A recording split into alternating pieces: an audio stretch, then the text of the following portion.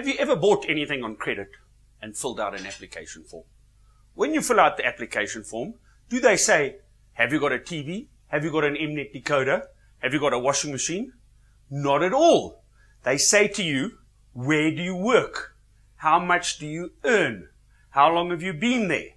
Where do you live? How long have you been there? The reason they ask you that is because beanies know more than marketers. They know that those questions predict your credit behavior. Whereas whether you've got a washing machine or dishwasher tells you fuck all about your brand preference. Today, I'm going to show you why dishwashers should be used to wash dishes and not to define your target market. So in South Africa, we have the ridiculous situation where 95% of all ad spend is planned on LSMs, or dishwashers and washing machines, and the 26 other variables in the household. How did LSMs become so deeply ingrained in the psyche of every South African advertiser and marketer? I think there's two primary reasons. One is apartheid, and the second one is expediency. So let's begin with apartheid. LSMs were started in 1989 by a guy called Eddie Schulze from Unilever, and he wanted an A-racial segmentation, because in those days, where everyone used the same target market. It was white, colored, Asian, 25 to 49. It was racist and ageist. And he wanted to move away from that. And we have embraced them incredibly because we all carry this burden of apartheid, both the oppressed and the oppressor. It's in our DNA. And we wanted something politically correct. And washing machines and dishwashers, although they're white, they're still completely aracial. So we've embraced them overwhelmingly because they just make us feel so good and they don't mention color. The second reason is expediency. Now, the 16.5% per commission on the agencies is long gone. The media department has now moved out, and media independents only make 1 to 3%. So if you were making a lousy 2%, what would you do? You'd plan every single target market on the same target market. LSM 8 to 10. So you used LSM 8 to 10 last week for Toyota. Guess what? This week, you use LSM 8 to 10 for Pick and Pay. Next week, you use LSM 8 to 10 for Johnny Walker Black.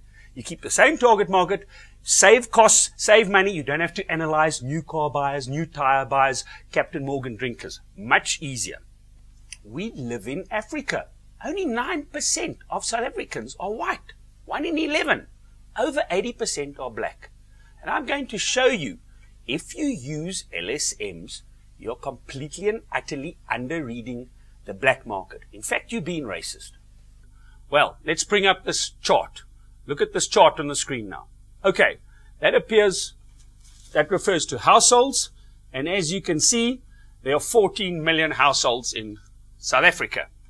But we're going to look at the top end. So on the first column there, you see LSM 8 to 10, 3.2 million homes, about 23% of the population.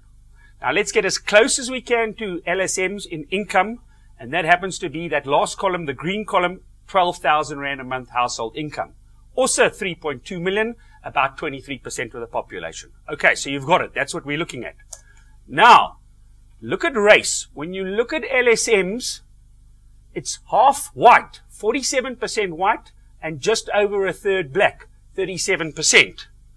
But when you look at income, and remember, most advertisers are using LSMs as shorthand for income.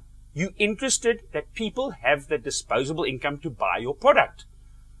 When you look at income, look at that. All of a sudden, it shifts around. 50%, half are black, and only 38% are white. So by using LSMs, you are completely and utterly underweighting the black market. By the way, LSMs are also ageist, because it takes 20 years to accumulate all that shit in your house. So as you can see, LSM 8 to 10, almost a third are old farts like myself, 50 plus. Whereas when you look at income, only just under a quarter, 24%, are 50 plus. So LSMs bring in a whole range of variables that you don't want there. I don't have time to go into everything, but even your media plan would change. Look at that next thing. If you were using LSMs, the Sowetan only reaches 5%, the Star reaches 6%. You'd go with the Star. But if you used income, the Sowetan is 8%, and the star is only 7%. Plus, you get an extra 3% bonus with the Sowetan. Same thing happens with radio. If you use white stations, KFM, Highveld Stereo and East Coast, you'd reach 23% if you had your LSM target market 8 to 10, and you'd put those on schedule, and Kaya and YFM and Metro only 19%. But if you wanted income, look how it shifts around. Kaya is now 23%, and Highveld and them are 21%. So that's proof of how LSMs underweight the black market.